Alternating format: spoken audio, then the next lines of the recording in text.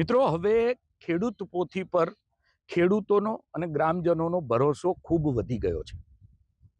જે પ્રશ્નોનું સમાધાન તેમને અનેક જગ્યાએ રજૂઆતો કર્યા બાદ નથી આવતું તેવા વિડીયો તે ખેડૂત પોથીને મોકલે છે અને ખેડૂત પોથી પર ચલાવવા તેના માટે આગ્રહ પણ કરે છે। નમસ્કાર, હું છું આપનો ખેડૂત મિત્ર વિનોદ। આજે સુરેન્દ્રનગર જિલ્લાના પાટડી તાલુકાના આદરિયાણા ગામથી કેટલાક ગ્રામજનોએ અમને વિડીયો મોકલ્યા છે। આ વિડીયો ખૂબ શરમજનક કહી શકાય તે પ્રકારના વિડીયો છે અને એને બતાવવા પણ એટલા માટે જરૂરી છે કે આ જે વિસ્તાર છે, આ જે ગામ છે આદરિયાણા, તે સુરેન્દ્રનગર જિલ્લાના જે મોટા ગામો કહી શકાય એ પૈકીનું એક છે।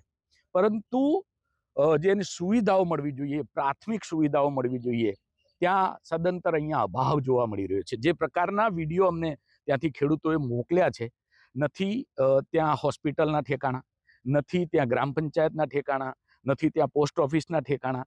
જ્યાં જુઓ ત્યાં ગંદકીથી ખદબદતા આ દ્રશ્યો કોઈ પણને હચમચાવી નાખે।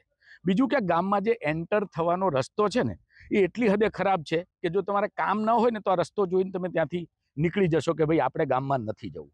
આ પ્રકારની પરિસ્થિતિમાં છેલ્લા વર્ષોથી આ ગ્રામજનો રહી રહ્યા છે। લગભગ 7 થી 8 હજારની વસ્તીનું આ ગામ છે, ત્યાં 4500થી વધુનું વોટિંગ છે।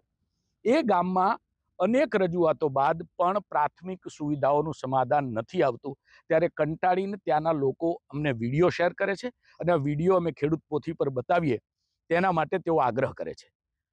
જનરલી આ પ્રકારના વિડીયો આપણે ખેડૂત પોથી પર બતાવતા નથી, અહીંયા મોટાભાગે ખેતીની વાતો કરીએ છીએ, પરંતુ જ્યારે ગામડાની સમસ્યા હોય ત્યારે તેને ઉજાગર કરવી ખૂબ જરૂરી છે। કારણ કે આપણે મહાત્મા ગાંધીના ગામડાથી જે સુરાજ્યની વાતો કરીએ છીએ, ગ્રામ સ્વરાજ્યની વાતો કરીએ છીએ, એ વાતો અહીંયા પોકળ સાબિત થતી હોય તેવું લાગી રહ્યું છે અને માટે આ વિડીયો બતાવવો અમારા માટે અનિવાર્ય હતો।